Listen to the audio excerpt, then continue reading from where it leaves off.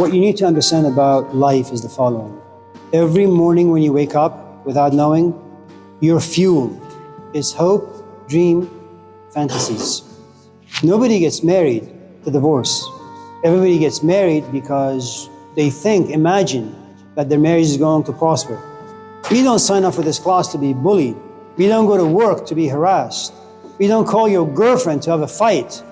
We don't have food to get sick. We don't cross the street to be ran over by a bike. We are all governed by hope. It's the only thing that keeps us from ending our life, that tomorrow is going to offer you something better, that you're exempt from the slings and arrows of life. Hope is the driving force. So will you hope that you won't turn out to be like your parents? Absolutely. Is history, fact, reality stronger than hope? Definitely. Eventually you're going to be pulled back down here to who and what you are. Hope is not going to survive for too long. Life will slap you and you will have to face realities. Imagine I go home and I see water dripping from the ceiling. Now, a couple of things. There is the shingles, there's a waterproof paper, there is the OSB, the sheet, then there is the 2x4s, and then there is the insulation, and then there's a drywall. So by the time you see water dripping down on the rug, that water has gone through 15, 16 layers of stuff. And now you realize your room is wet. You want to fix it. You don't know what's going on. You're not a carpenter. All you know is that you're not comfortable with the scenario. That's the first thing. Something happens when you realize that your life is being disturbed. And remember, we're the sort of animals that we like to hide things, repress things, forget things. And there's a good reason as to why we do it. We don't like to be in the presence of pain.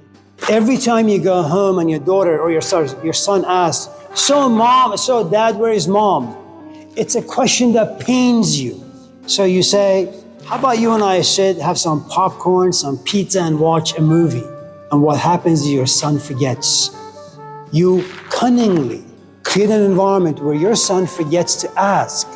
And when he doesn't ask the question, you're not in the presence of that history where the wound opens and now you bleed out and you realize how incompetent you really are because you need to explain things to your child and you can't.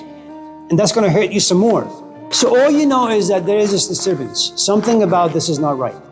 So you go to Home Depot.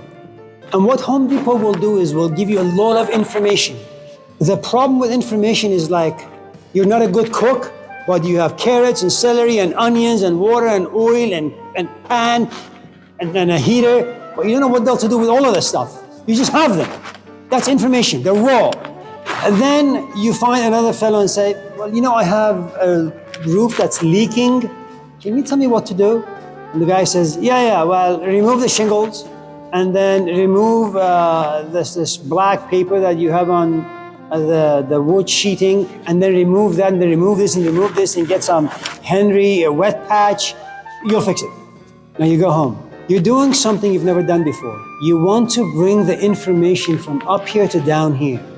You get a ladder, then you say, okay, which part of the roof or the shingles do I get rid of?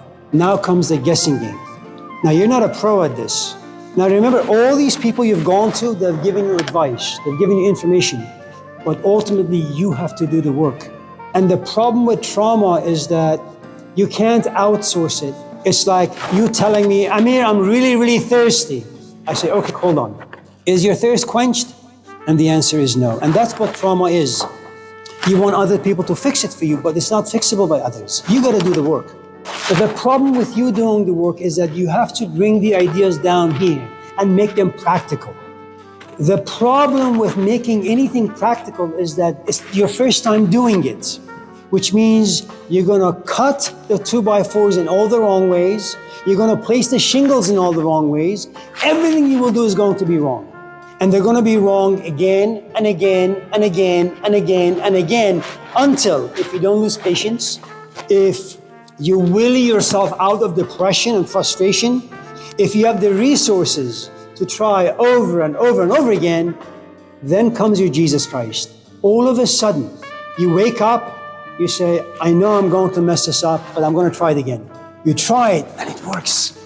And that's the light at the end of the tunnel. And that inspires you. And then you do it again, and it works again. And little by little, you become more and more proficient.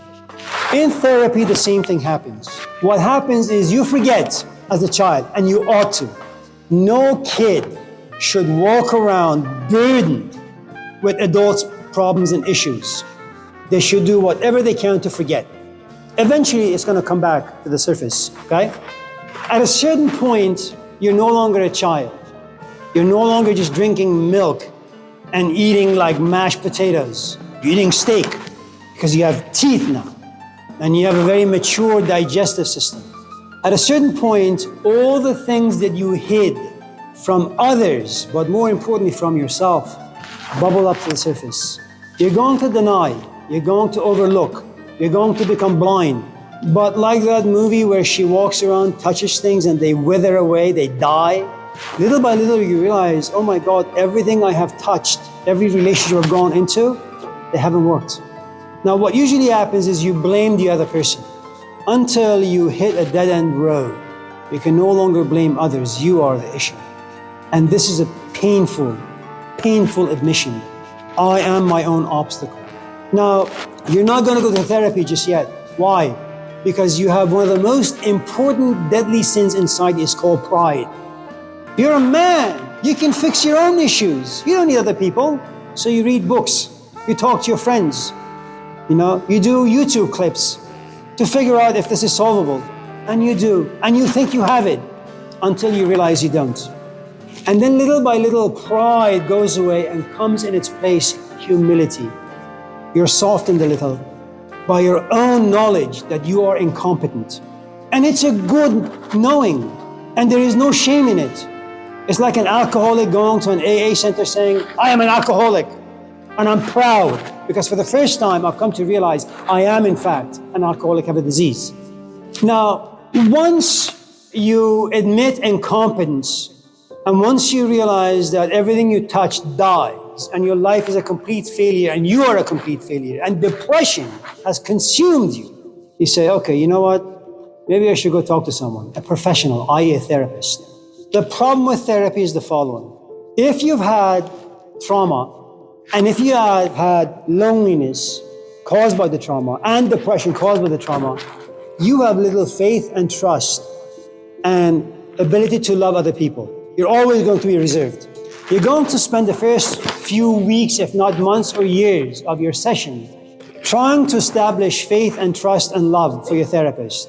Now, forget love because that's not part of this culture. Let's just say trust. And as you trust more, you open up more. And as you open up more, you see more. It's both a source of inspiration and dread. Because the more you see, the more feelings come out. And the more you feel you want to understand, but you're not capable just yet. Now, just because you see, it doesn't mean that you can change 20 years of habits. It's what we call relapsing. It's something that addicts go through all the time. Robin Williams said it best, or Richard Burton. He has this interview with Dick Cavett when he talks about alcoholism. He says things about this disease in the most poetic of ways. You should watch it, it's beautiful. Whether you have this particular disease or not doesn't really matter. It's just good poetry. So you have the information now seeping out of you, and once in a while your therapist will throw some crumbs out there for you, will reveal to you, you are the way you are because of 10 years ago. And 10 years ago happened because of ABCD. Now you have more clarity. Now here's the thing, you go home with the clarity, imagining that just because you know you can make changes, but no, what you have is just information. There comes a point where you say, I have a lot of information. How the hell do I put all the stuff I know into action? It's kind of like what you and I tell our kids. I told you this yesterday. You said you understood. Do it. And what you're saying, you know the information. You've been reprimanded. Remember, just do it. And you realize it's difficult. Even 2-year-olds have addictions, certain habits, difficult to overcome. Change happens not out there in vacuum and abstract. You have to bring the information down here. In applying the information, you'll find something profoundly amazing. 90% of what your therapist told you is trash. 10% is useful. And that 10% is enough to make the changes. In application, you know how much you need, what your capacity is, what is useful, and what is useless. Let's say you send me an email saying, Amir, I want to come to your office. I want to have a conversation with you. Now, I'm going to assume that it's going to be an extension of the conversation we're having right now. You come to my office and you say, Amir, I'm wondering about my grade. Grade? What do you shit about your grade, man? Doesn't mean anything to me. And then I realized that this conversation we had today, it's all useless. What you really want, what is useful to you, is a passing grade. Not so much understanding, not so much applying. Even though I will tell you, if you listen and understand, you will become the sole person giving the grade. Your own care and interest and passion will push you to write great essays, ask great questions, and that will impose something on me. That deserves an A. So change comes about, unfortunately, for most of us who have certain habits and routines and addictions that we don't like. You bring the stuff down, you try, it doesn't work. You try again, it doesn't work. And that creates its own depression and discomfort and irritation. And if you're able not to give up and you have a support system, it's kind of like you as a father. Your child says, I hate math, I can't do math. You do it with him. You sit with him, at the dinner table over and over and over again. You don't give up. Why? You love your kid. And if you love the trauma as much as you love the kid, change will happen. The only problem with change, because it is psychological, you can't see it. And it happens so slow over the course of maybe 5, 10, 15, 20, 30, 40 years. It demands so much patience, so much forgiveness, you forgiving yourself for failing. It's enormously complicated. The sooner you catch it, the better your chances. The day later you catch it, the more habits you probably have developed, and the more difficult they're going to be able to overcome.